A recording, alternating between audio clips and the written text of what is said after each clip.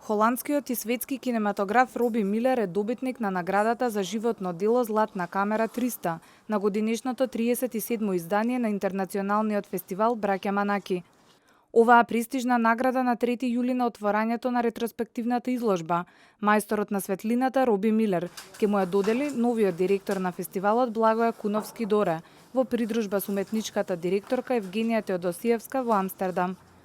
Што се однесува до опусот на Роби Милер, во него има над 80 филмови со кратките од стартот на кариерата и потоа повеќето целовечерни играни филмови,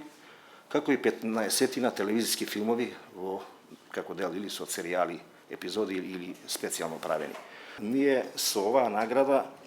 не само што му се одолжуваме на Роби Милер, сакаме неговиот живот да добие уште една звезда која ќе го следи, ќе му дава спокој. Поврзаноста на Роби Милер со фестивалот Браќа Манаки на овогодинешното издание всушност има и своја символика во обележување на 20 годишниот јубилеј, кога за првпат на 17-тото издание во 1996 година учествуваше со филмот Спроти брановите. Бидете сигурни дека сите планирани програмски содржини квалитетно ќе ги исполниме, како и секогаш со сите овие 37 изданија ќе бидеме следбеници на она што значи досегашни изданија на фестивалот, со голема почит